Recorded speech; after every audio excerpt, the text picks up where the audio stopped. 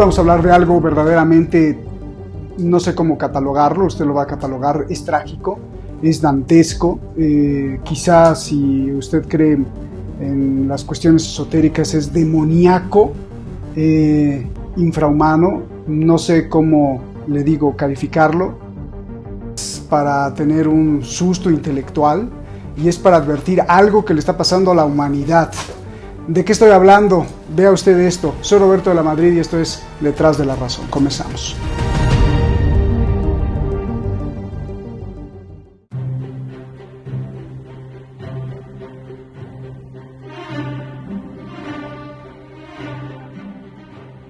No es ciencia ficción. Esta imagen sí que de hecho se hizo famosa. Pero estamos acercándonos a ello. Y lo peor es que no son robots ni humanoides, sino seres humanos, mujeres.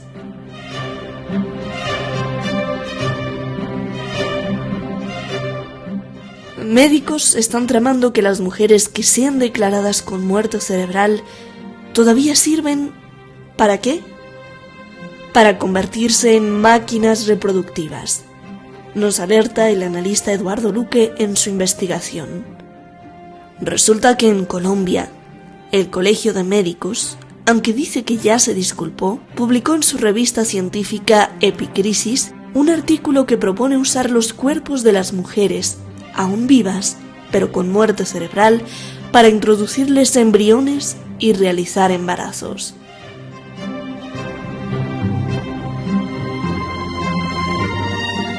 ¿Por qué desperdiciar esos úteros si todavía sirven?, propone el artículo publicado por el Colegio de Médicos de Colombia, que ahora dice que no es su responsabilidad, sino del médico que lo escribió. El artículo está basado en otro del famoso portal de bioética BioEdge, firmado por Michael Cook, fundamentado en el trabajo de Anna Smayor, de la Universidad de Oslo, que desarrolla el concepto de donación gestional de cuerpo entero en la revista Theoretical Medicine and Bioethics.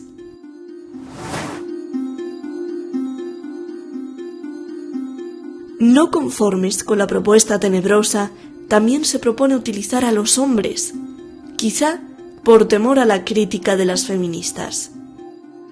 Escuche esta cuestión. ¿Qué pasaría si los cuerpos de los hombres pudieran adaptarse para servir como incubadoras fetales? La tecnología para esto está mejorando rápidamente. Sea repugnante esto para usted, o si usted cree que esto ayuda a mejorar la vida de parejas que quieran tener hijos, esto abre la puerta a algo muy claro, quizá de tamaño infrahumano: la mercantilización total de la vida. La cosificación más grande del cuerpo humano, más allá de la vida misma, y la posibilidad de crear y diseñar a su gusto seres humanos.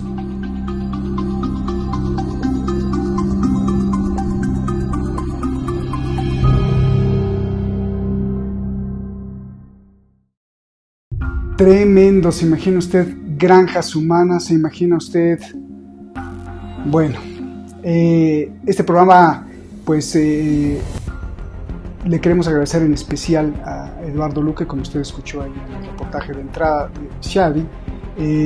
Parte de esta denuncia, quien nos levantó la voz, tocó la alarma, pues fue Eduardo Luque. Muchísimas gracias a todo el equipo Detrás de la Razón, muchísimas gracias a ti, a usted que nos está viendo y por, bueno, defender este espacio, que cada vez somos más, recuperando pues esos millones de seguidores que teníamos antes, y que gracias a usted, por favor, le suplico porque seguimos teniendo comentarios que dicen: tengo 2 o 3 años buscándolos y hasta ahora los encuentro. Y esto quiere decir solo una cosa, que el motor de Google y el motor de YouTube no nos pone, nos esconde. Si es que ya no nos censura o nos quita los programas o los canales, nos esconde. Entonces la única forma de poder estar ahí es que usted pues le diga a otro, o reparta solo el link, coméntelo también, porque las cosas que se discuten aquí son de vital importancia, ya sea geopolítica, médica, social, y el tema de hoy pues es verdaderamente lamentable. a dónde estamos llegando. No es ciencia ficción, no es ciencia ficción. Gracias por estar aquí. Le damos la bienvenida a Eduardo Luque, que gracias, como decía él, pues siempre tocando las alertas. Eduardo Luque con pues un embalaje tremendo de conocimiento. Usted sabe que estudió psicopedagogía, pero además es un gran estudioso en las guerras, en la geopolítica, en las finanzas de las guerras, en la economía, y ha estado presente prácticamente en muchas guerras, viviendo, reportando. Muchas gracias, Eduardo, siempre por estar aquí, y gracias a él, además, pues hace tiempo ya, gracias a ti, Eduardo, pues conocimos a Tony Barbará, uno de los médicos más importantes, diría yo, de la Unión Europea. ¿Por qué? Porque no solo por tus avances médicos y por todo lo que has hecho en la labor médica, sino también por alzar la voz, por protestar, por ayudar a que millones expresen las mareas blancas. Usted se acuerda de las mareas blancas, pues ahí Tony Barbará, fundador también. Muchísimas gracias, Tony, y además que tuvimos el placer de conocerte personalmente ahora hace unos meses cuando estuvimos también en tu casa. Muchísimas gracias, una familia muy bella, siempre con el corazón hablando y lleno de emoción, de esta intelectualidad que nos hace gritar y levantar la voz para defender a lo más importante, la vida, el ser humano y la paz. Gracias a los dos, de verdad, perdón por estos halagos, no son flores. Ustedes saben que no echamos piropos así, sino es porque de verdad, pues su carrera es de orgullo. Gracias, Eduardo. Bueno, vamos directo al toro. Eduardo, primero, antes que nada de ir desmenuzando, explícanos, déjanos bien claro de qué se trata todo esto. ¿Qué estamos viendo con esto de pues que una mujer se pueda convertir en un recipiente? Da risa, pero es verdaderamente trágico. Esto es muy trágico. Eduardo, adelante, por favor. Te escucho. Primero, gracias por esta introducción que has hecho, absolutamente inmerecida. A fin de cuentas, estamos recogiendo ideas, debates que están ahí en la sociedad y que hay que plantearlos y que hay que llevarlos al conjunto de las personas para que debatan, ¿no? Porque todas estas cosas a veces se pretende que pasen como desapercibidas, como que nadie se dé cuenta, ¿no? Y estos son debates que nos importan a todos, porque marcan futuros, líneas de futuro muy importantes y muy peligrosas en este caso, ¿no? En este caso, primero lo que hay que decir claro es que esto no es una fake news, esto no es una noticia falsa, es noticia que ha salido, como bien dice la introducción, un artículo recogido por el Colegio de Médicos de Colombia, nada menos, Colegio de Médicos de Colombia, que hace colación de otras investigaciones, especialmente de la científica noruega, ¿no? ¿Qué se está planteando? Se está planteando una mercantilización absoluta del cuerpo humano, en este caso de las mujeres, una vez más de las mujeres, y hay que verlo en esa perspectiva. No solo la perspectiva técnica, que ya es posible, se ha conseguido un embarazo viable después de 110 días de gestación, con un cadáver de una madre fallecida, a la que se mantuvo con vida hasta que con 32 semanas aproximadamente el bebé pudo ser extraído por cesárea y colocado en una incubadora y fue viable su nacimiento. Es decir, no estamos hablando de ciencia ficción, estamos hablando de cosas reales, y que un sector médico enormemente ligado a los intereses de las grandes corporaciones médicas ve en esto un gran negocio, un negocio inmenso.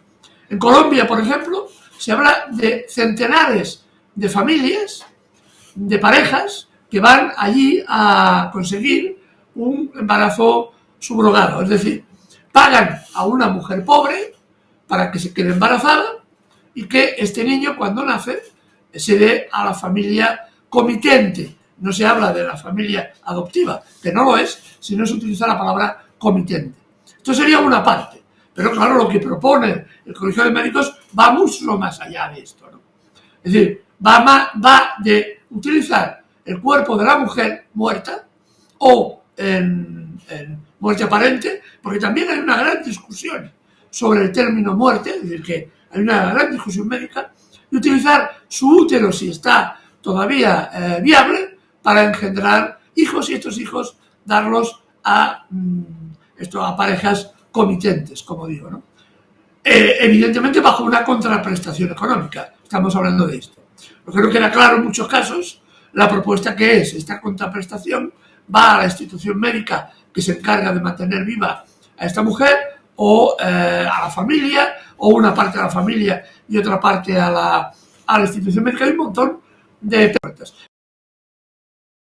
Lo que sí queremos señalar es que esto no es ciencia ficción, sino estamos planteando lo que se plantea a través de este artículo, es una utilización del cuerpo de la mujer como realmente no se había conocido nunca, ¿no? Porque el embarazo subrogado existe, está legalizado en unos cuantos países, está legalizado, por ejemplo, en Tailandia era gratuito, después se puso de pago, y ahora vuelven a intentar colocarlo como gratuito y plantean a su vez volverlo a cambiar posteriormente como contraprestación económica. Hay países como Estados Unidos, donde este tipo de embarazo subrogado, que siempre, prácticamente en el 98% de los casos, las mujeres que se quedan embarazadas de esta forma son siempre, evidentemente, mujeres pobres, mujeres muy empobrecidas, familias con enormes dependencias económicas, o incluso sencillamente mujeres ilegales que para poder sobrevivir recurren a esta medida, ¿no? En Estados Unidos vale aproximadamente unos $165.000, mientras que en Colombia este mismo planteamiento vale unos 60.000. Por los datos que tenemos y que hemos ido recogiendo de aquí y allá, a la familia, a la madre gestante, se le abona una cantidad ridícula, 6.000 euros. Es decir, calculemos, bueno, $6.000 próximo.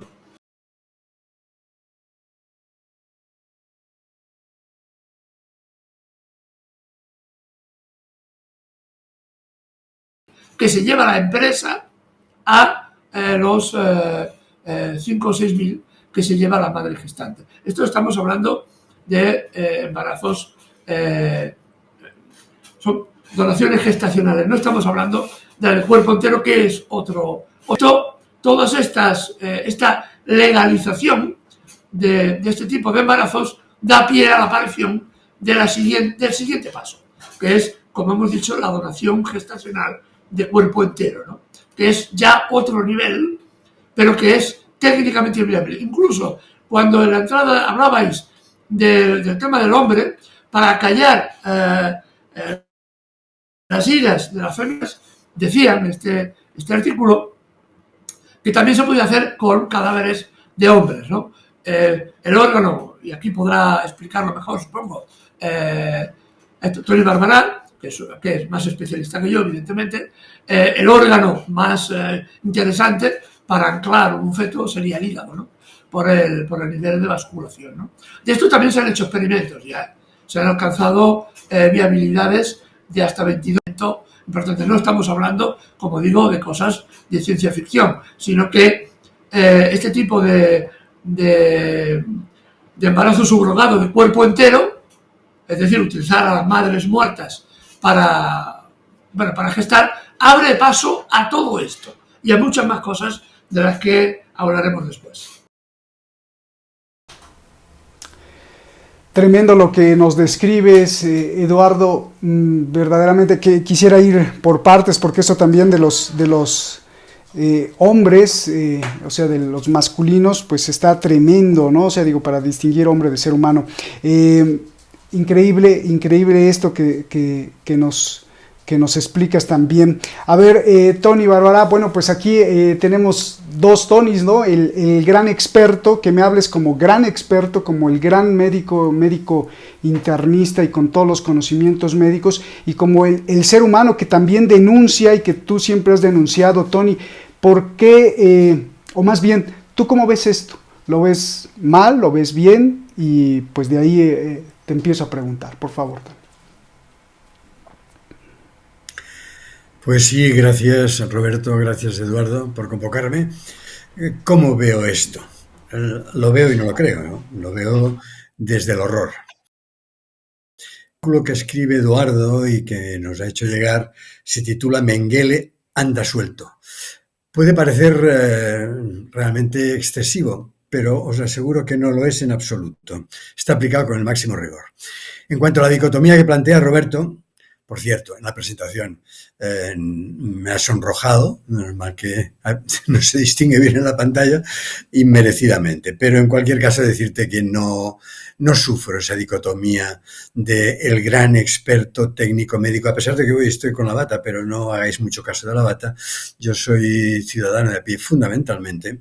Soy activista por la salud, efectivamente, y sí es cierto que llevo 53 años haciendo de médico, pero eso es una pequeña anécdota que solo me sirve para confirmar que lo importante, evidentemente, no es lo técnico-tecnológico médico-sanitario, porque eso, técnico-tecnológico, es siempre una barrera perfectamente superable y a la velocidad que avanzamos actualmente, como veis, esa barrera es ficticia. Se puede llegar a cosas absolutamente impensables.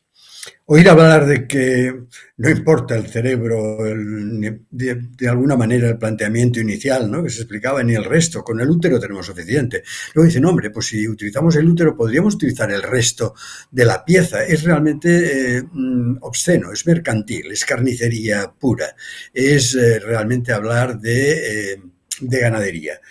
Es inhumano, como bien has dicho, infrahumano, yo diría, efectivamente, es una distopia, es una pesadilla, es un horror.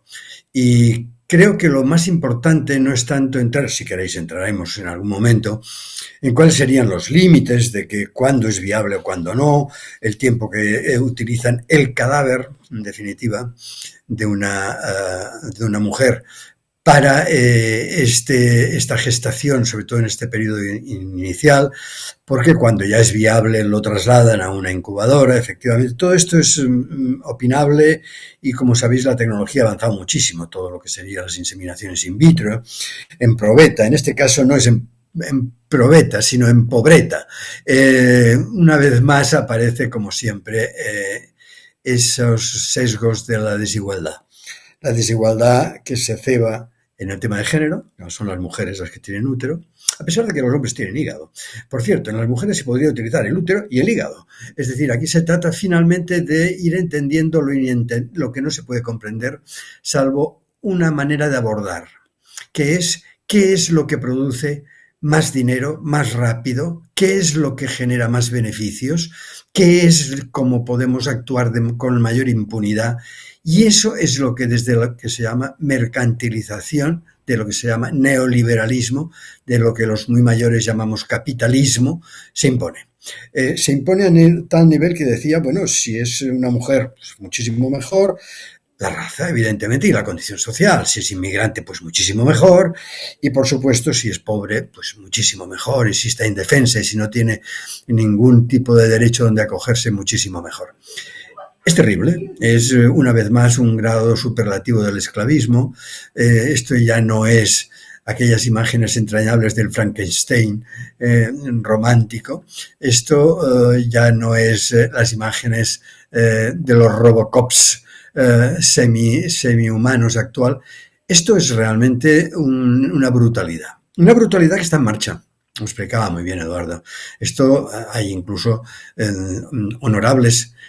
honorados, más que honorables, colegios de médicos. Cuidado con los médicos y cuidado cuando se colegian y actúan de forma corporativa, porque son peligrosos, os lo aseguro desde mi experiencia, porque se va a imponer finalmente eso que os explicaba hace un momento. Como dicen los franceses en su filmografía, cuando no entiendas la película, hazte la gran pregunta. Cherchez la femme, dicen ellos. Busca a la mujer y entenderás la trama de la película. Yo aquí os propongo que cuando no entendáis de qué brutalidad están hablando, cherchez el beneficio, el profit, la ganancia.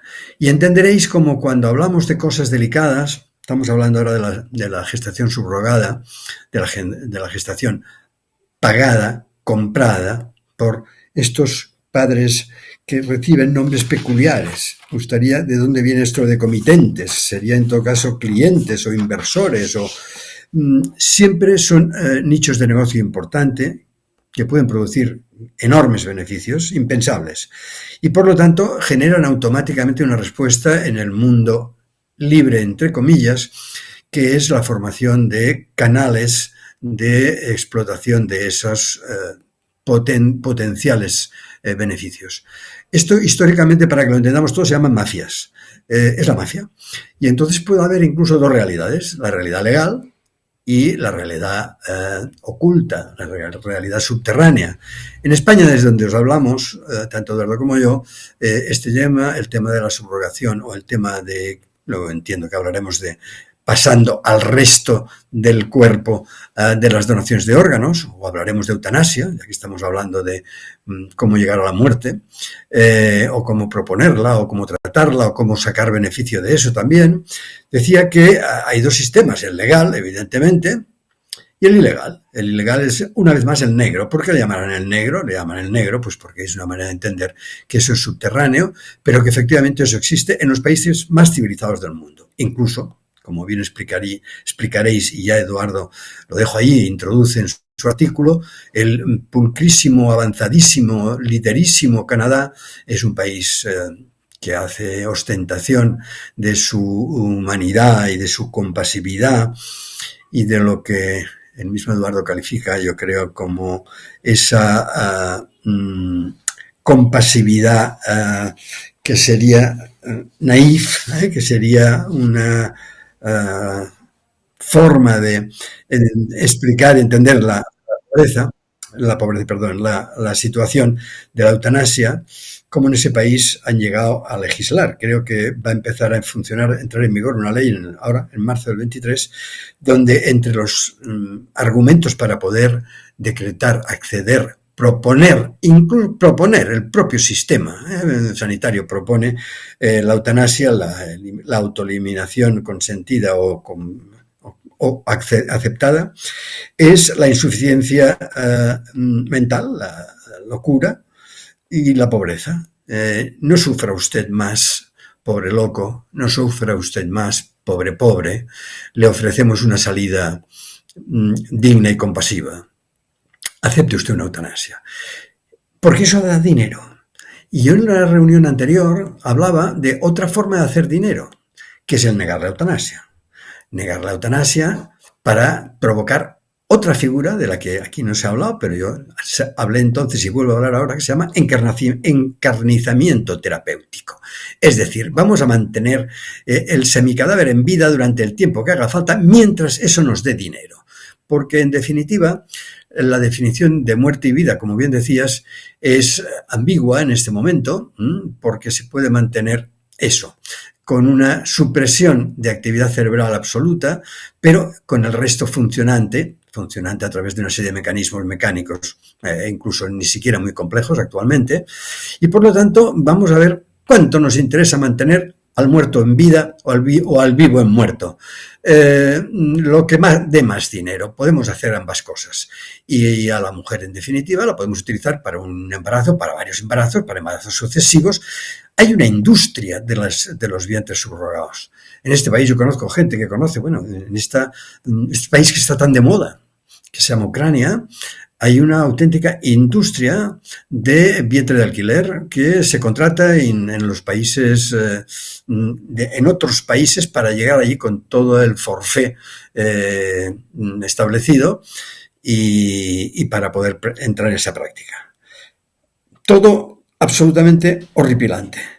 Y tendremos que recuperar el lenguaje que nos permita entendernos, porque si no, con los potentísimos medios de comunicación que ellos utilizan, los neoliberales, los gobiernos al servicio del capitalismo nos van a confundir, hablándonos de la necesidad, de la voluntad de maternidad y de paternidad, haciendo caso omiso, evidentemente, de la de millones de criaturas que mueren en el mundo por sed, por hambre, por enfermedades perfectamente curables. Vamos a ponernos un poco serios. Gracias. Gracias a ti, Tony, gracias por esta exposición muy clara que nos abre los ojos.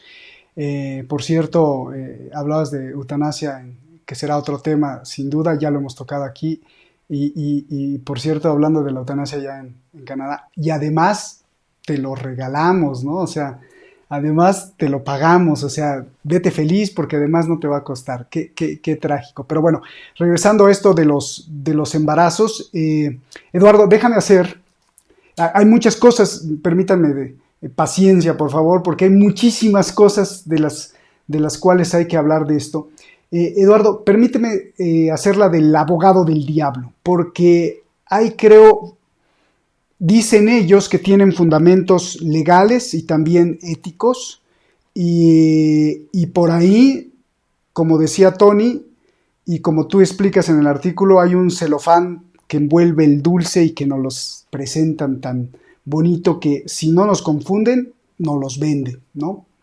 Entonces, te quiero preguntar, Eduardo, de un lado nos van a decir, no, lo que pasa es que pues legalmente está bien, ya está medio tos, legalmente está bien porque pues uno tiene derecho a hacer lo que uno quiera con sus órganos.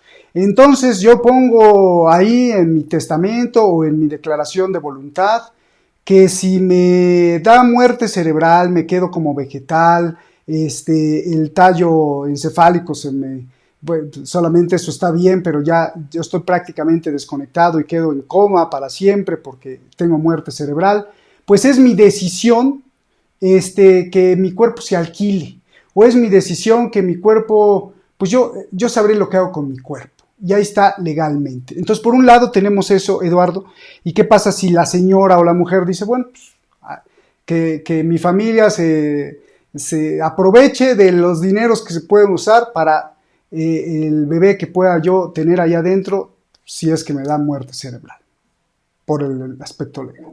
Por el aspecto ético, o moral más bien, te van a decir, oye Eduardo, pero no seas infame, hay muchas parejas que quieren tener un bebé y que lo han intentado todo y no pueden tener un bebé. Entonces, ¿para qué desperdiciar esa mujer que, pues, si bien está muerta cerebralmente, pero el útero le sirve re bien? Entonces, pues no seas malo, dale esa felicidad a esa nueva familia que quiere tener un bebé, ya sea porque pues la mamá no puede implantar el embrión, hay infertilidad, lo que sea. Entonces, tenemos esos dos por donde nos van a atacar y nos van a tratar de convencer cómo deconstruir y explicar que eso, pues eso no es humano. Por favor, háblanos de estos dos puntos que te dije. Incluso habría otro tercer punto que tiene relación con los dos, que es el que utilizan muchos de los que pretenden justificar todo este tipo de cuestiones, ¿no? Que es el derecho a la mujer libremente a escoger, ¿no? Que es el otro gran argumento que se utiliza siempre, ¿no? Yo soy libre para escoger, por ejemplo, un embarazo subrogado o no. Pero aquí, claro, el problema no es de la libertad. La libertad entre dos iguales, económicamente y socialmente, tiene un sentido. Pero libertad de un pobre que necesita un embarazo subrogado para poder comer porque no tiene otra alternativa, respecto a un pudiente, a una persona rica que que desea comprar ese niño, no hay una relación de igualdad. Así que ese es otro de los argumentos que también se utiliza y que es profundamente falso, ¿no? Éticamente, ¿no? Porque evidentemente no hay dos posiciones de igualdad económico y social, ¿no? ¿Qué pasaría cuando una persona hace un testamento vital? Es decir, una vez uno muerto, dices, bueno, mis órganos que sean donados para salvar a otras personas. Lo que estamos hablando, que en ese caso la donación de órganos tiene una finalidad para salvar vidas humanas.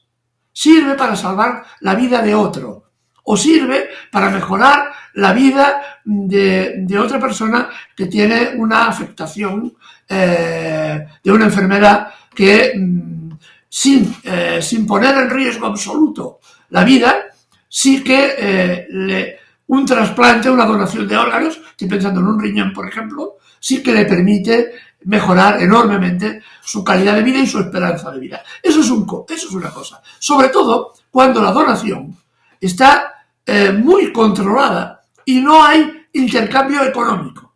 Esta es una de las claves, ¿vale? Es decir, en España, por ejemplo, la donación de órganos es uno de los países que con mayor índice de donación de órganos de forma altruista de la población. Eso es una cuestión, ¿no? La gente dona sangre, dona sus órganos, ya digo, es de los primeros países en donación de órganos, que no hay contraprestación económica, no hay dinero de por medio, sino altruismo. Eso es una cosa. Otra cosa es cuando, en lugar de esto, ya como en Norteamérica, se introduce que los presos en las cárceles norteamericanas, si donan órganos para donación, para trasplante, no hay hay contraprestación económica y se les rebaja la pena. Se les va a rebajar la pena en unos cuantos años o en unos cuantos meses. Esto es otro tema completamente diferente. O los temas, por ejemplo, como en Ucrania, que también habéis hecho referencia, Tony, por ejemplo, que hay rebajas. Ahora mismo, hace días pasaba el Viernes Negro, ese famoso, que hay aumento de ventas en los supermercados y las empresas médicas ucranianas ofrecían un 10% más barato que la semana anterior, porque era el llamado Viernes Negro, ¿no? Ese viernes que se venden productos a bajo precio. Ahí las consecuencias, digamos, son completamente diferentes. Lo que determina la ética o no es el consentimiento altruista y la no contraprestación económica. Ese órgano pueda llegar igualmente a una persona que no sea rica, una persona corriente, normal, que no haya una diferencia económica en la que cualquier necesitado pueda tener acceso a ese órgano si es que si es que es viable en aquel momento. Ahí yo pienso que está la clave del proceso y no lo que se pretende, que es una mercantilización absoluta, porque evidentemente lo que va a hacer con la gestación subrogada de cuerpo entero es fundamentalmente una mercantilización. Lo que decía Tony, ¿no? Es el capitalismo elevado a la enésima potencia, ¿no? Está...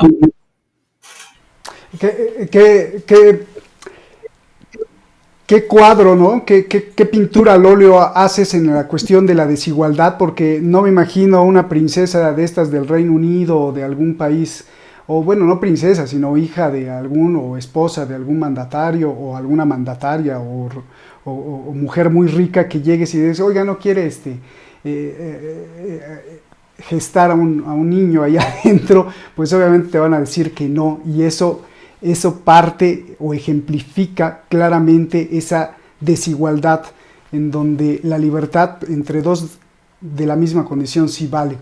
Antes de pasar con Tony, y gracias Eduardo, antes de pasar con Tony, Eduardo, decías que la donación de órganos es para salvar vidas, para darle una mejor calidad de vida a otra persona. Pero entonces los neoliberales te van a decir, sí, pues por eso le estamos salvando la vida a un niño que no puede nacer, o le estamos dando una mejor calidad de vida a una pareja que vive en tristeza y depresión porque no pueden tener un hijo, o le estamos salvando incluso la vida a ese matrimonio de que no pudo cumplir su meta de procrear. Entonces, pues estamos salvando y estamos defendiendo y defendiendo la vida de la especie humana, ¿no? ¿Qué les dirías, Eduardo? Hay otras vías yo estoy pensando en la adopción de miles y miles de niños y niñas que hay necesitados de estos recursos. Yo hablo a nivel personal. Yo tengo un hijo también adoptado, que es guatemalteco, y evidentemente esto pues era una necesidad y se vio así y se adoptó y hay esa posibilidad, si no hubiera la posibilidad aún, pero aún así hay también otro aspecto personal, ¿no? Y es decir, a veces la naturaleza, a veces desgraciadamente, impide determinadas concepciones, ¿no? Y también hay que hacer caso a lo que la naturaleza a veces indique, ¿no? Porque desgraciadamente para la pareja que le toca, ese hecho es un hecho doloroso. Yo he conocido personalmente algún caso, ¿no?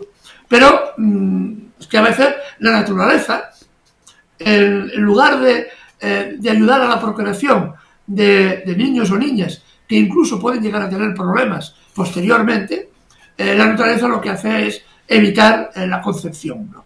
Pero desgraciadamente a veces ocurre, ¿no? Y ahí la vía es básicamente la adopción, aunque evidentemente ahí hay otro negocio enorme, porque intervienen cantidad de empresas privadas que también se lucran gracias al tema de la adopción, ¿no? Desde abogados hasta psicólogos, hasta médicos, hasta asistentes sociales, todo está privatizado y evidentemente también eso es un otro gran negocio también en marcha, ¿no? Pero evidentemente hay personas que desgraciadamente pues no podrán tener hijos en su vida, y esto es una cuestión que también hay que asumirla como una realidad de las personas, ¿no? Porque no todo el mundo está dotado para determinadas cosas, ¿no? Y a veces la naturaleza, como digo, opta por esta vía antes de que se puedan producir pues embarazos, hijos después que tengan algún problema serio, que de esta forma el cuerpo evita precisamente estas cuestiones. Y evidentemente digo, hay la vía de la adopción y hay una necesidad impresionante de adoptar a miles y miles de niños. Estamos viendo lo que está pasando en Ucrania, en Siria, en tantísimos países. Y que se haga un control exhaustivo sobre eso es evidente. Pero que hay esta vía que es mucho más interesante incluso. Hay sobre el tema de la gestación subrogada del cuerpo entero. Cuando se dice a las familias, sobre todo ya decimos que son familias con alto nivel económico, por el costo que representa, hay también otra variable que se oculta a veces detrás, y es cuando se implanta el feto en el útero de la madre, ya previamente, con la técnica actual, es perfectamente posible escoger una serie de variables genéticas. Evidentemente, estas familias que pueden pagar ese tipo de gestación no van a querer, mejor dicho, van a querer tipologías raciales muy concretas. Estoy pensando en si son, por ejemplo, familias norteamericanas o europeas, evidentemente el modelo racial va a ser el modelo nórdico, ¿no? El alemán, rubio, alto, ¿no? Ojos azules, ¿no? Eduardo, te voy a interrumpir porque ese tema está muy jugoso y no quiero que lo expliques hasta la siguiente pregunta, porque le tengo varias preguntas a Tony.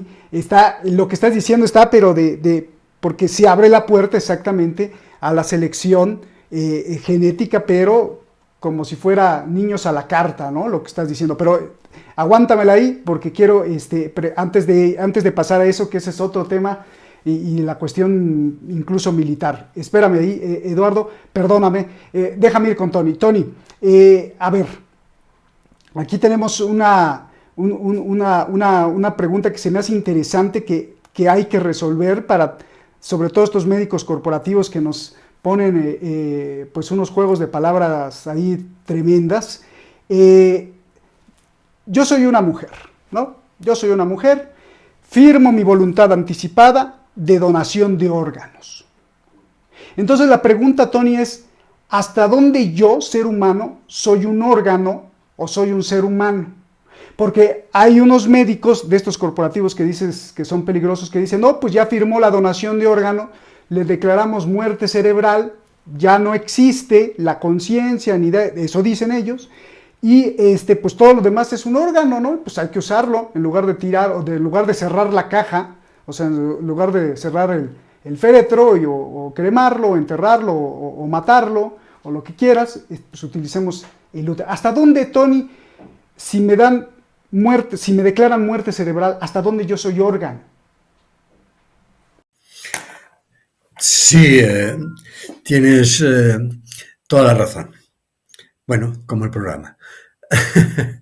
Mirad, yo insisto siempre que puedo, y aquí puedo, que una batalla pendiente, fundamental, para lo que pueda ser el futuro de esta humanidad, este planeta o no, es lo que llamo la batalla del lenguaje. Nos han subvertido el lenguaje, han cambiado el significado de las cosas, de las palabras. Y si no nos aclaramos por ahí, pues realmente nos tienen liquidados, porque ellos tienen toda la potentísima máquina mediática para que su versión sea la que prospere. Los eufemismos, las medio mentiras, las medio verdades, son habituales en el lenguaje de los intereses del negocio. Las trampas posibles, digo trampas pues con toda la voluntad del delito impune, que situabas hace un minuto, Roberto, pues están a la orden del día. Como todo el mundo sabe, las organizaciones mafiosas son especialistas en trampear y en ocultar y en opacificar.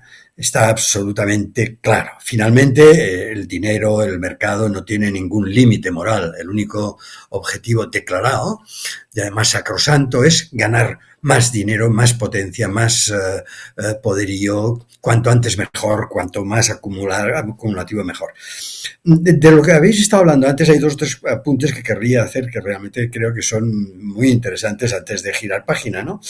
Una es ese tema del sentimentalismo, evidentemente, y más allá del sentimentalismo, el sentimiento, cuando es real y cierto, de la voluntad de ser papá, mamá, papá y mamá, papá y papá, mamá y mamá, es decir, de tener bebés. Entiendo que hay quien opta por esta opción, hay quien no, y que en todo caso la libertad puesta así, sin mayores matices, pues bueno, tú no es libre de querer tener 20 hijos o ninguno.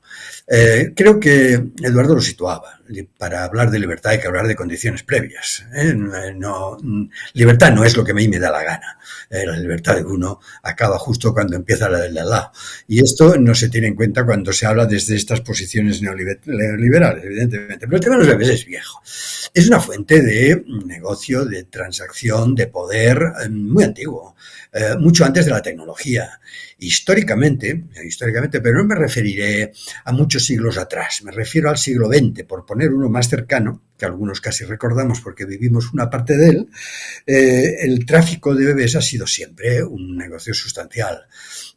Como sabéis, yo digo tráfico, que es un eufemismo. El robo de bebés ha sido una parte sustancial del juego, y en todas las situaciones donde ha habido opresión, donde han habido dictaduras. ¿Pongo alguna? Bueno, pues poneros una en Latinoamérica, pongamos la Argentina, por poner una. O si queréis, nos acercamos a Europa y ponemos la española, la franquista, que es otra. Ahí el robo de bebés era una práctica sistemática. Y además con colaboraciones absolutamente reverenciales, porque habían determinadas instituciones religiosas que caritativamente acogían a madres, futuras madres embarazadas, solteras, en pecado, que ocultaban durante el tiempo del embarazo para que la sociedad no las penalizara por sus desvaríos, y luego gestionaban con caridad cristiana pues el futuro de esos bebés, y que en definitiva estamos hablando otra vez de tráfico, otra vez estamos hablando de elementos corruptibles y corruptos. Esto existía, existe y sigue existiendo actualmente. Por lo tanto, no es un tema nuevo. Lo que sí hay son cosas nuevas. Y, por ejemplo, hoy hay técnicas reproductivas muy avanzadas que permiten efectivamente a parejas que hasta aquí tenían dificultades objetivas, yo diría físicas, obstétricas o ginecológicas o genéticas para poder tener bebés, pues que lo pueden solventar pues con un montón de posibles alternativas de carácter médico. Desde primer fecundación in vitro hasta acá ha llovido mucho, pero hoy día hay técnicas realmente muy avanzadas que vuelven a poner un límite, y es que generalmente son de alto costo económico y vuelven a separar la capacidad de los que pueden acceder a ellas o no, pero quizá en todo caso, desde el punto de vista ético o moral, no transgreden otras normas que esa, la de la desigualdad económica. Por tanto, si una pareja o no pareja quiere tener... Hay madres y padres monoparentales, quiero recordarlo, que nunca se acuerda nadie de ellos. Parece ser que hay que ser dos, se puede ser uno, o dos, o tres, para tener y para criar y cuidar una criatura. En todo caso, para amar una criatura. Y para amar una criatura, pues está muy bien, si puede ser por un parto y si puede ser natural, todavía mejor, y si puede ser sin necesidad quirúrgica, pues todavía mejor, y si puede ser deseable, todavía mejor, y si puede ser en un centro seguro, todavía mejor, y si puede ser con unas mínimas garantías de supervivencia, todavía mejor, que no sea un parto, el séptimo parto en una tribu de la África pobre por carencia de métodos anticonceptivos, porque su cultura, su religión les impide utilizar algo tan absolutamente elemental como un preservativo, o cuando nos iríamos desviando del tema. Bebés han habido siempre y querencia de bebés lo ha habido siempre. Hay alternativas que ya no entran en la nueva tecnología, que digo, tiene sus límites, pero realmente reconozcamos que hay avances tremendos. Pero si a pesar de eso la naturaleza sigue siendo hostil y no acepta ninguna de las técnicas actuales, pues efectivamente hay otras opciones. La adopción es una entendible, practicable y practicada desde hace mucho tiempo, también evidentemente con inmersiones que a veces corroen la limpieza de esa adopción. Quiero decir que, por ejemplo, en España, y no todo va a ser una crítica, por ejemplo, en el tema de trasplantes, el Comité de Donación de Órganos es, que yo sepa hasta aquí, absolutamente inquebrantable. La lista, el orden de lista pasa una serie de controles de todo tipo y una serie de criterios de todo tipo, criterios en los que absolutamente prohibitivo el económico, ni el de prevalencia, ni el de presunción de importancia. Lo digo porque esa es la manera justa y legal de acceder a un órgano cuando se está en una lista de espera de un riñón o de un corazón o de un hígado. Volvamos a los bebés, pues la adopción es una opción, pero hay más opciones. Hay una que se habla poco y que yo creo que es fundamental, que es la acogida. La acogida no es que te den un bebé para siempre, para toda la vida, desde los primeros pañales hasta la adolescencia y luego los primeros sustos cuando empieza a salir de casa sola. La acogida es un tiempo con una, dos, tres personas que todavía no son autónomas. Estoy hablando de niños, bebés o no tan bebés. A la gente le encanta que sea bebé, pero bueno, puede ser una persona que ya hable, a lo mejor habla otro idioma, pero le vas a poder enseñar tu idioma y aprenderte un poco del suyo. Es decir, la acogida es una gran opción. Pero luego hay más, hay la ayuda humanitaria, hay ONGs, hay posibilidades de realmente ayudar a miles de bebés que no nacen y que están muriendo porque tienen sed y porque tienen hambre. ¿Eso es una figura escapista? No, señor. Esa es la cruda realidad que ocultan, pero esa es la necesidad más absoluta. Lo que pasa es que para eso hay que posicionarse finalmente y una vez más. O estás por la vida, o estás por el negocio. No se puede servir a dos señores. Y si estás por la vida, aceptarás todos esos límites técnicos que hablábamos, límites técnicos, pero fundamentalmente de carácter ético y de carácter moral. Y si se está por el negocio, no hay ningún límite. El límite es la acumulación de poder y de dinero solamente. Por eso algunos estamos radicalmente en contra de la mercantilización de la salud, de la mercantilización del progreso, de la mercantilización de la vida, de la mercantilización de la humanidad, de la mercantilización de las personas humanas, pero de la mercantilización del planeta. También se van a cargar el planeta. Sin ningún tipo de escrúpulos, no hay escrúpulos, no se rinden cuentas. Y cuando hay que hacer una campaña mediática se hace y saben cómo vender y mucho. Por eso las pocas voces que todavía son pocas, pero sobre todo las pocas que hay además las tapan, tenemos la obligación ética y moral de denunciar esta situación. Hay que luchar contra este sistema absolutamente horripilante que se llama capitalismo y que realmente está detrás de todos los horrores, que incluso hace que los avances técnicos sean eso, materia de mercado, fundamentalmente. Estos apuntes que haces son una cátedra, querido Tony. Solo que me queda esa duda, que nos encontremos a una madre muy materialista, que venda todo, y que la madre desde el ser fantasma, porque ya no existe, pero vive, te diga, no Tony, yo firmé que se podían donar mis órganos. Y entonces tengo muerte cerebral, ya no puedo hablar, ya no existo médicamente o clínicamente, ya no existo. Los doctores me declararon muerte cerebral, pero y toda la familia y todo te dice, sí Tony, aquí dice, mira, en la voluntad anticipada, que dona todos sus órganos y que con su cuerpo puede hacer lo que quiera. Entonces le están metiendo un embrión y la hacen una máquina de embarazo. ¿Cómo desde el punto de vista médico y legal le podemos decir, no, espérate, usted no es un órgano, usted sigue siendo un ser humano, o qué decimos, Tony? Eso es una extrapolación, evidentemente, de un consentimiento informado, de un testamento vital. Un testamento vital, he tenido ocasión de tratar y de seguir algunos casos, es efectivamente para salvar otra vida o para mejorar una vida en condiciones inviables. En definitiva, no es para traficar con otro tipo de finalidades.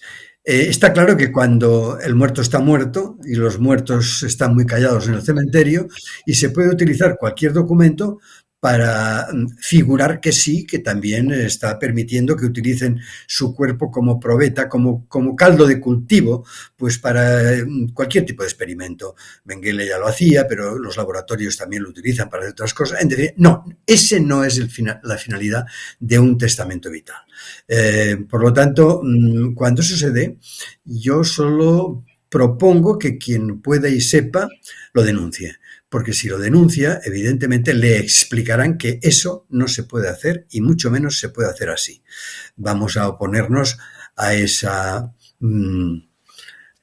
libertinaje real de utilizar con fines impropios, con fines deleznables, lo que es otro tipo de voluntad, que es una voluntad evidentemente de ayuda, y esa sí que es absolutamente altruista y absolutamente encomiable, que es dar tu hígado que ya no vas a utilizar, que ya no vas a machacar, pues para que lo acabe de machacar una persona, suponiendo que esté en condiciones viables.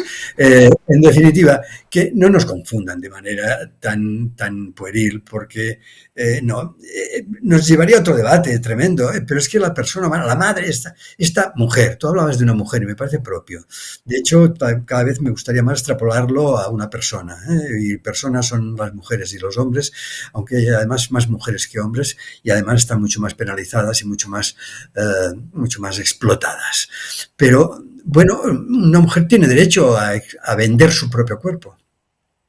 Entraríamos en el debate de la prostitución. Es un viejo debate también, eso que llaman la profesión más antigua del mundo. Tiene derecho. Ella va a hacer con su cuerpo, en definitiva, lo que considere. Lo que pasa es que me parece que negar que en este momento la prostitución genera redes mafiosas brutales, que es una de las fuentes de negocio más inaceptable del mundo. Que las condiciones en que se da la prostitución son muy mayoritariamente, no por goce, disfrute o libre elección, sino por condiciones de supervivencia, de penosa supervivencia diaria y cotidiana. Nos volverán a engañar poniéndonos el ejemplo de esa prostituta de lujo, libre, es que ella ha decidido. Eso se llama otra cosa. La prostitución que los abolicionistas, como yo me declaro también, decimos. Creo que la prostitución es algo intratable, inhumano, viejo, arcaico, superado.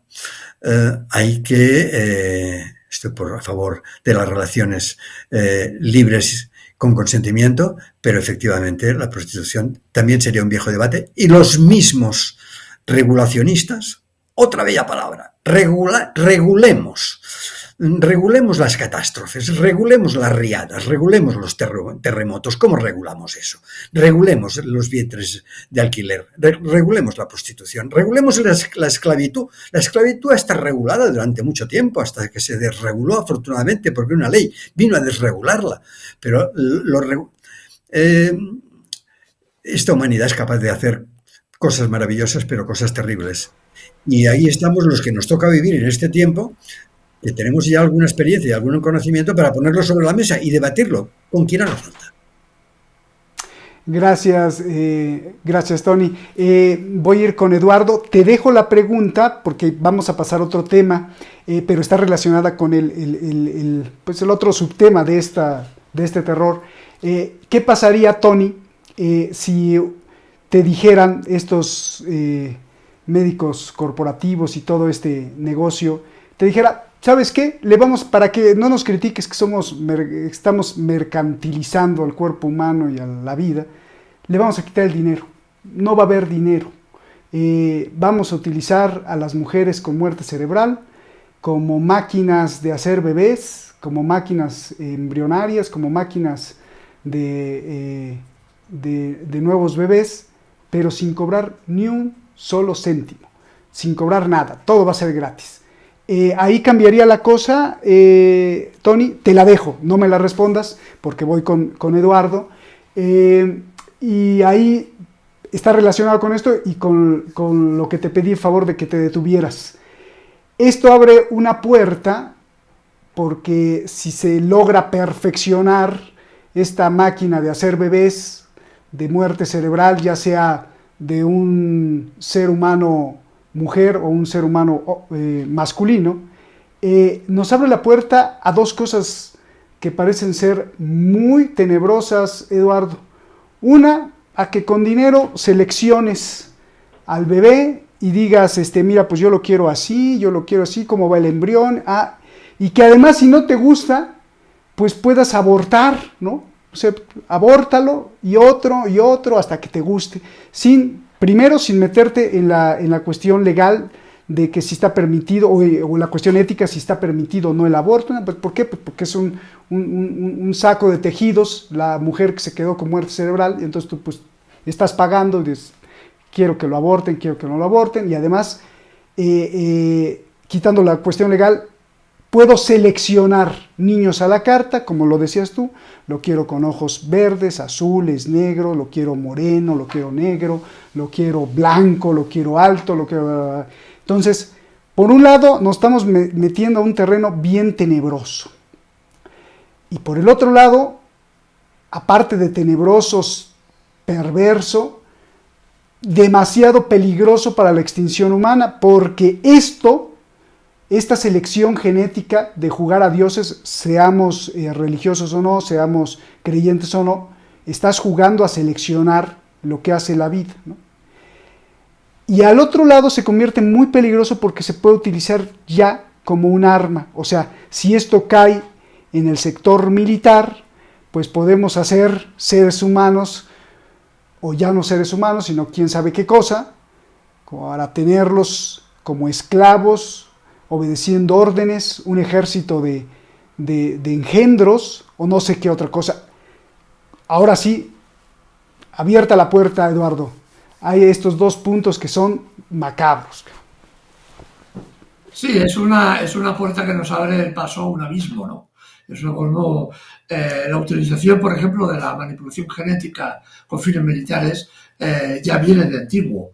Es decir, el caso más reciente o más conocido son las investigaciones del doctor Mengele, por llamarlo de alguna forma, aquel personaje que experimentaba con prisioneros de los campos de exterminio en la Segunda Guerra Mundial. Pero es que ha habido más ejemplos, ¿eh? Es decir, el Estado de Israel se ha sabido que en la década de los 70, 80 estuvo desarrollando, gastando ingentes cantidades de dinero para desarrollar un arma biológica que afectara solamente a lo que ellos consideraban que era una raza a extinguir, que eran la gente, fundamentalmente los palestinos y los árabes, ¿no? Se estuvo investigando durante décadas, gastando, ya digo, ingentes cantidades de dinero para crear un arma biológica específica para estas personas. Se partía de un apriorismo ideológico, no tanto de una investigación científica, ¿no? Es decir, que no hay diferencias sustanciales étnicamente y cromosómicamente entre digamos, la raza, por llamarla de alguna forma, judía, que era lo que ellos proponían, o la raza árabe, ¿no? Esto evidentemente no funcionó, porque no había una base científica. Pero ya digo, se estuvo investigando como arma de guerra, ¿no? Y ahora se intenta recolocar de otras formas, ¿no? La investigación en armas biológicas de índole genética están muy avanzadas también y se han desarrollado auténticos esperpentos, ¿no? Da miedo, ¿no? Da miedo todo esto, ¿no? Por ejemplo, se han llegado a crear auténticas quimeras, es decir, se ha inyectado genoma humano en los óvulos de cerdos y de ovejas para conseguir una quimera exactamente para probar, ensayar si era posible sin ninguna visión más allá, porque evidentemente era mucho más complicado lo demás. Y se habían conseguido, lo paradójico es que se han conseguido resultados, ¿no? Se produjo una gestación, duró unos 20 y tantos días y frente a los problemas éticos que venían a continuación, los problemas jurídicos, que eran muy, muy importantes, se destruyeron los embriones a los 20 y pocos días, ¿no? Pero que hubiera sido viable. De esto también se está investigando. Evidentemente los militares pusieron sus ojos rápidamente en esta investigación porque se estaba desarrollando también con resultados esperanzadores, entre comillas lo digo, las mezclas entre genes de hombres y genes de hombres, mujeres, de personas con genes de monos, ¿no? Esto no es ciencia ficción, no es el mundo feliz de Aldous Huxley, no es aquella película de los años 80, ¿no? Cuando el destino nos alcanza, ¿no?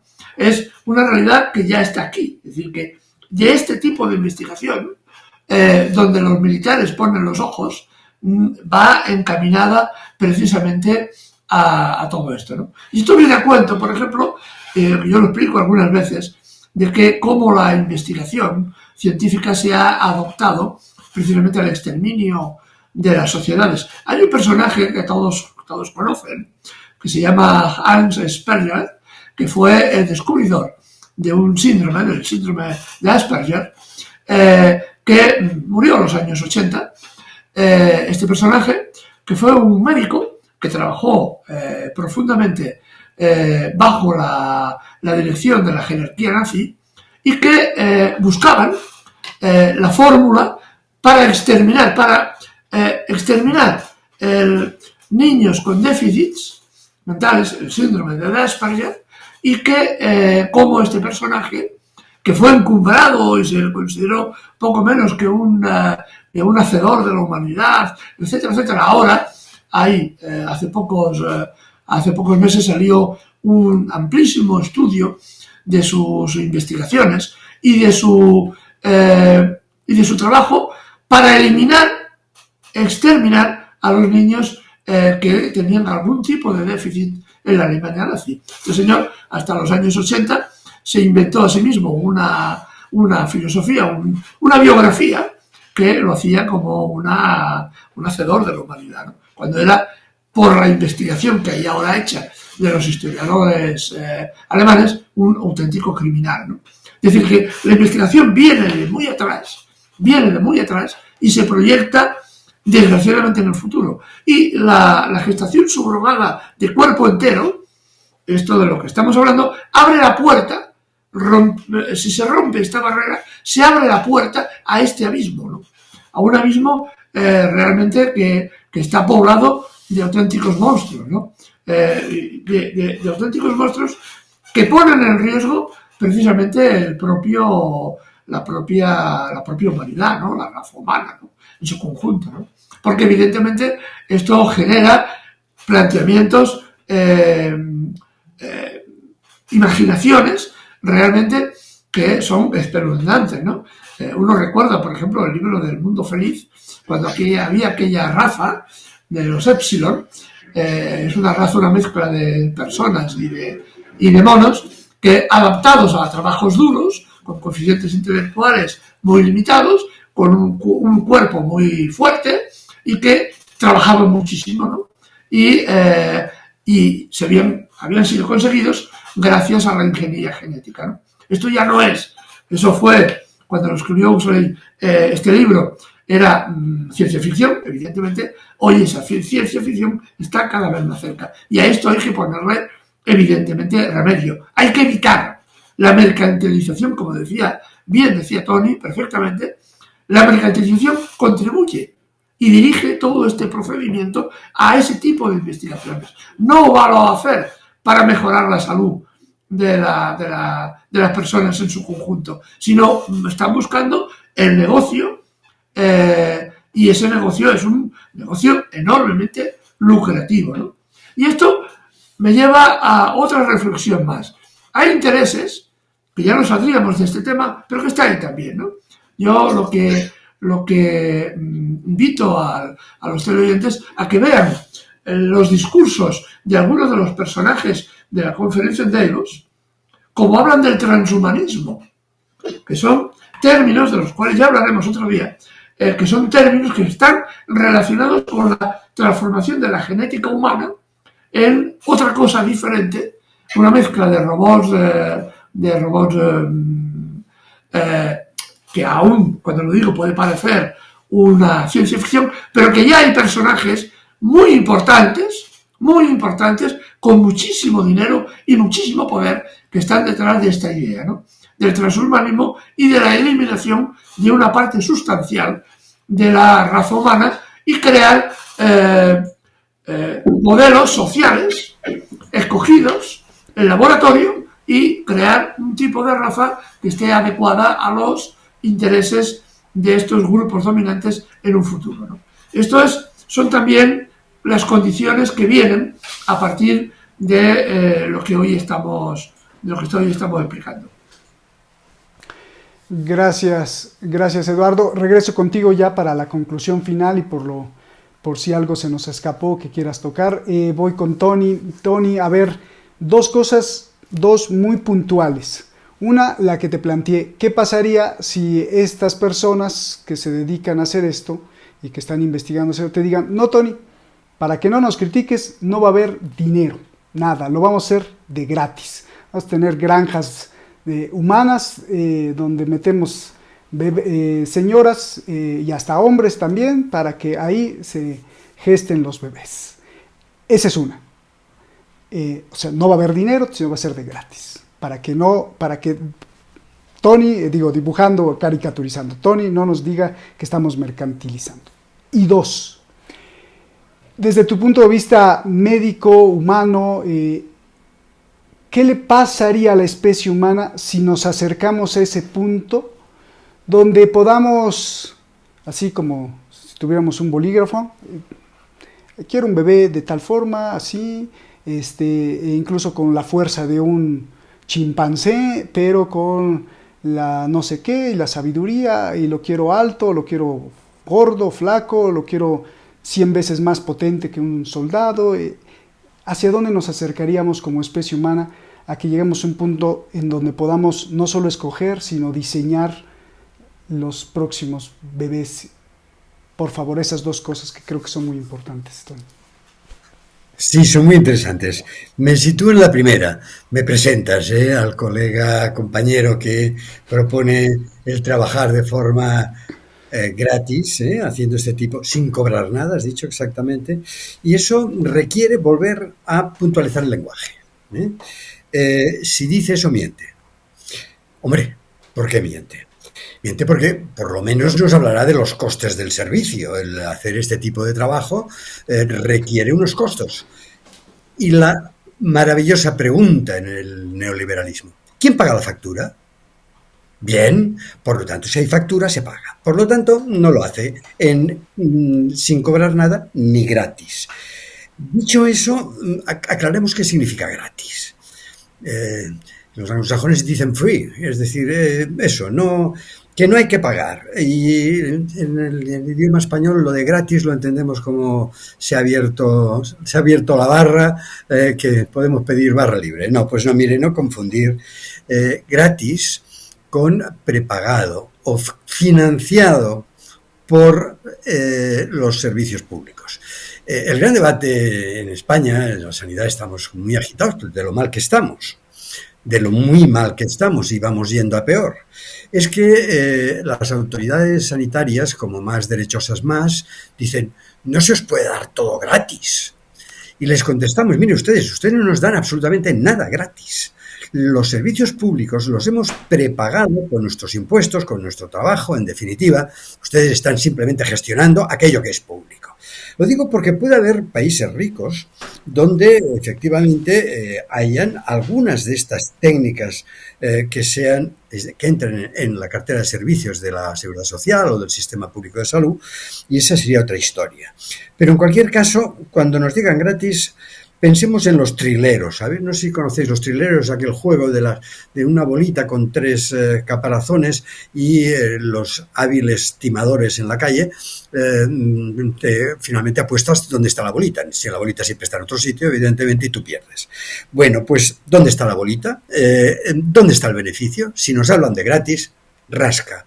Cherchez la pasta. ¿Dónde está la bolita? Porque hay bolita.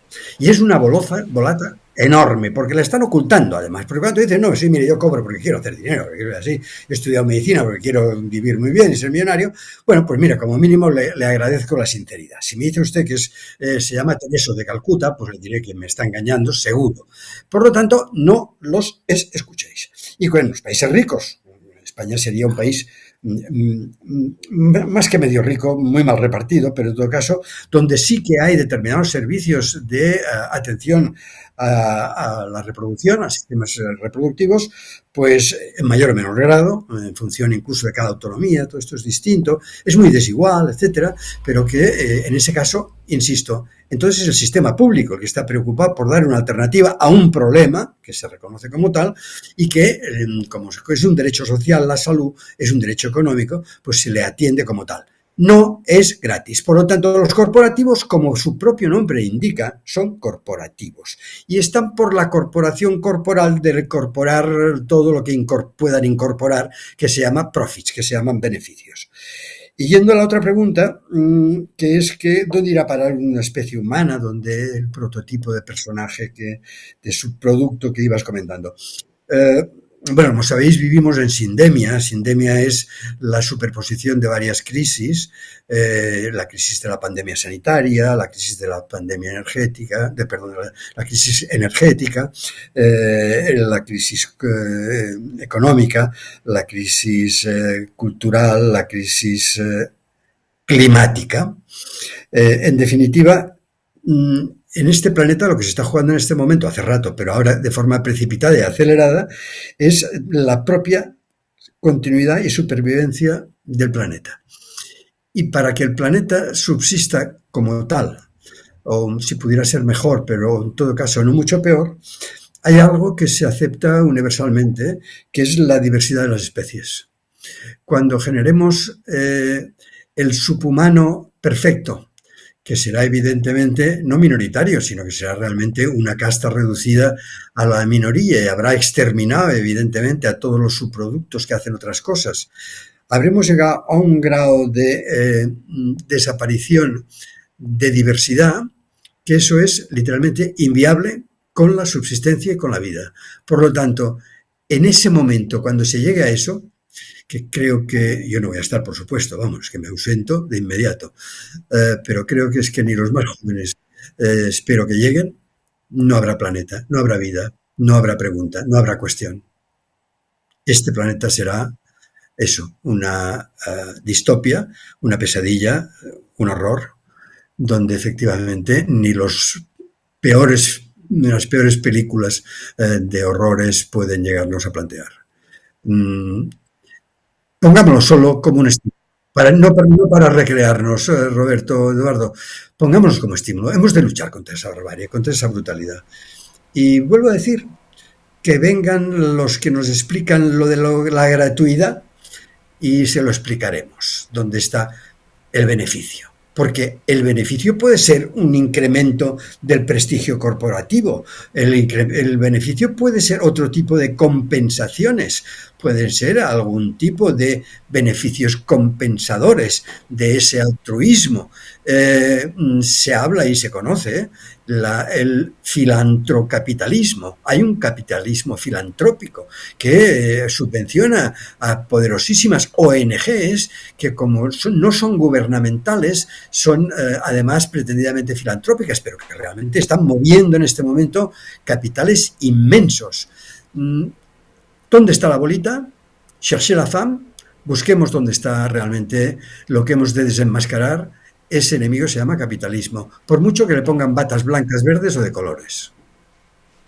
Qué tremendo lo que dices. Oye, Tony, ¿y qué esto que nos estás diciendo, por ejemplo, de la diversidad de las especies, que es pues prácticamente el sello de la evolución de todos los seres vivos, que esto no lo saben todos esos que tienen tanto dinero y tienen a su servicio científicos prestigiados, médicos, biólogos, que no lo saben? Y si no lo saben, o más bien, yo creo que sí lo saben, y si lo saben, ¿por qué le siguen apostando al mercantilismo sobre todo lo demás, si es prácticamente firmar la muerte de la especie, ¿no? Claro que lo saben y lo saben tan bien, y desde hace tanto tiempo. Lo saben en parte porque además lo han diseñado, porque además lo están gestionando. Lo saben perfectamente y por eso lo ocultan y por eso dedican tantísimo dinero a enmascararlo en forma de filantropía o enmascararlo sencillamente con poderosas campañas de intoxicación y de idiotización generalizadas que están funcionando a la mar de bien en forma de otras cosas para que la juventud se distraiga. Lo saben perfectamente, pero el capitalismo no es una doctrina humana ni humanista. El capitalismo es insaciable, el capitalismo solo se mueve con un solo principio, que es acumulación de más y más y más capital.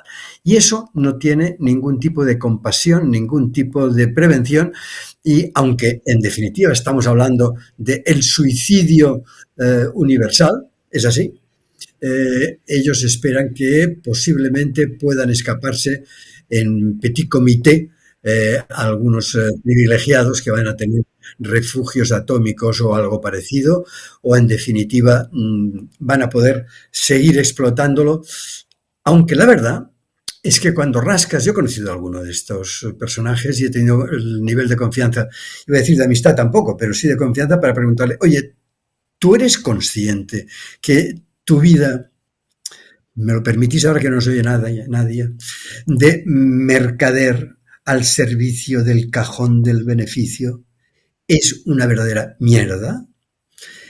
Y a veces en profundidad te lo reconocen, pero a veces te dicen, es que me han enseñado, me han educado para esto, no sé hacer otra cosa y tampoco tengo voluntad de ir a contracorriente, porque tengo entendido que yendo a contracorriente se pasa muy mal, se pasa mucho frío, se pasa mucha hambre y se pierden muchas oportunidades de pasarlo bien.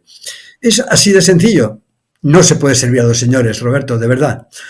O se está por la sociedad, o se está por la solidaridad, o se está por el intento escapista del capitalismo, que en definitiva es igual a no vida, es igual a muerte. Muchísimas gracias, Tony. Qué bárbaros los dos, tremendo lo que exponen, y efectivamente, ¿no? Ese otro lado de esa persona que le preguntaste, pues claro, no va a renunciar a los lujos, a los grandes yates, a las grandes mansiones, a las grandes, pues porque no le gusta pasar frío. Qué tremendo. Eduardo, pues tu conclusión, alguna cosa que se nos haya escapado, que quieras tocar, que quieras agregar para cerrar el programa, por favor. Y regreso también contigo, Tony, para una pequeña conclusión de todo lo que expusimos aquí, por favor. Eduardo. No, a ver, básicamente ya lo ha dicho el amigo Tony con absoluta y meridiana claridad, ¿no? Estamos frente a una fórmula de negocio, una fórmula de negocio que abre la puerta a otros posibles negocios y que realmente van a poner en peligro, están poniendo en peligro la propia existencia de la especie humana sobre el planeta. A ver, Antonio lo decía con meridianamente claridad. Nuestro sitio ahora, nuestro criterio, nuestra fórmula, es precisamente que hay que pelear contra esto. Que la gente, yo lo que querría era que la gente cuando vea este programa no se quede solamente con la idea de que aquí venimos a enseñar las cosas, a quejarnos, ¿no? Sino que la gente tiene que tomar conciencia y claridad de que es posible cambiar las cosas, es necesario cambiar las cosas y es imprescindible pelear para cambiar las cosas, ¿no? Cuando vemos, por ejemplo, en las ciudades europeas o en las españolas, en las ciudades europeas, latinoamericanas, la lucha de los pueblos por alcanzar mejoras sociales, es una cosa que nos debería ayudar a todos a ver que es posible cambiar las cosas, que no es solamente la queja y ponernos a llorar en un rincón, porque no, es posible cambiar cosas, es posible cambiar el mundo que tenemos enfrente, aunque sea poco a poco, pero es posible, es necesario y es imprescindible. Así que yo un poco, el final del programa sería ¿no? De que es necesario informarnos, porque es fundamental, pero sobre todo, una vez informados, tomar partido y unirnos, solidarizarnos con los demás e intentar cambiar desde cada uno, desde sus posibilidades, el mundo que tenemos enfrente, ¿no? Y esta es, yo diría, lo que queremos proyectar aquí, hoy en este programa. Muchísimas gracias, Eduardo. Gracias, Tony. Pues tu conclusión y nos vamos. Sí, pues mi conclusión se desprende de todo lo anterior. Es circundante, hago la circunvolución. En definitiva, yo con mi edad ya muy atrevida, sigo disfrutando realmente cada día más de unos valores, de unos principios que aprendí, que me enseñaron en mi familia, una familia trabajadora. Mi padre era trabajador y yo llegué a la universidad en los años muy precoces, casi es en la prehistoria. Yo ingresé en la Facultad de Medicina en el 1963.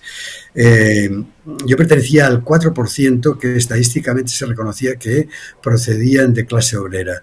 El resto tenían otro tipo de origen. Y yo me me enclasé en mi clase y además aprendí porque vi, porque palpé y porque toqué mucho dolor, muchas lágrimas, mucho sufrimiento, mucha injusticia. Y yo me hice profesional de esto, de la medicina, de la sanidad, como podría ser un profesional de la educación, como podría ser un profesional de cualquier cosa que se pueda hacer con las manos o con el corazón o con las neuronas para ayudar, para luchar juntos para mejorar este estado, porque aquí no se escapa nadie. Aquí estamos metidos, aunque pretendan ignorarlo, en el mismo barco. O nos salvamos todos o nos hundimos todos, y yo voy a preferir luchar, denunciando lo que no tolero y recetando la receta que siempre hago. Cuando no me la piden, siempre saco una receta, pero que no es farmacológica, que nadie se asuste, no es ninguna pastilla, es mucho más profundo. Siempre acaba así, Roberto, tú ya me conoces. Siempre digo que salud es luchar, porque luchar es salud. A la lucha. Salud. Gracias, Tony, gracias, Eduardo, de verdad, siempre tan agradecidos.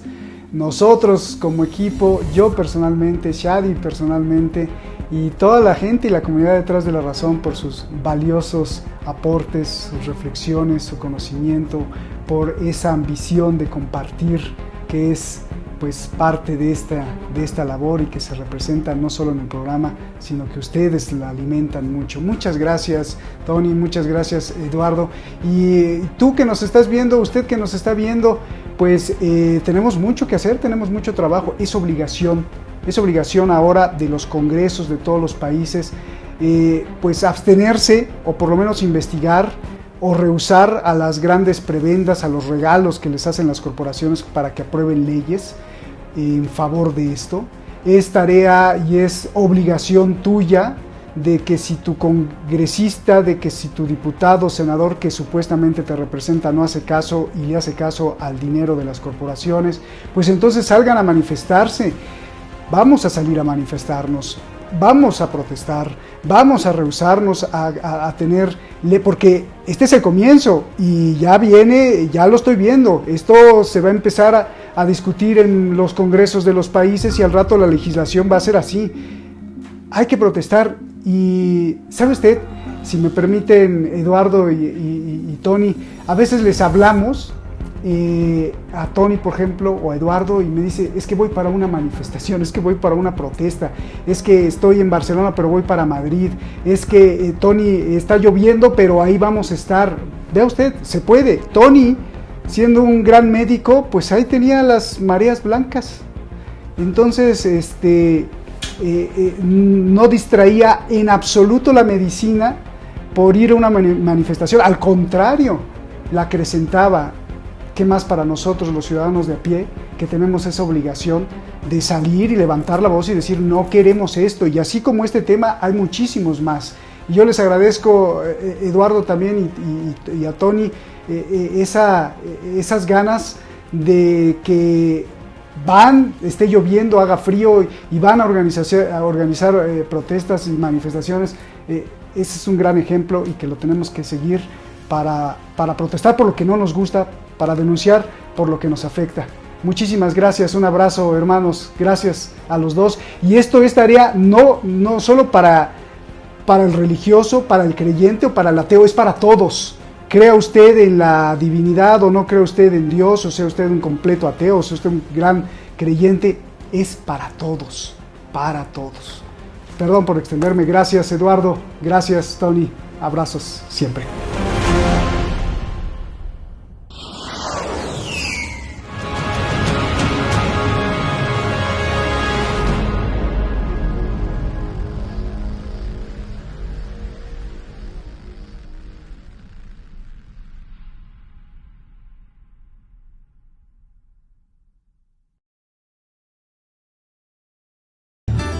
Quiero pedirle, como todos los canales lo hacen y que gracias a eso podemos existir y llevar la información, que haga algo muy sencillo. Solo píquele ahí y suscríbase, toque la campanita, para que este espacio de libertad continúe. De lo contrario, los que nos quieren manipular seguirán avanzando. ¡Saludos!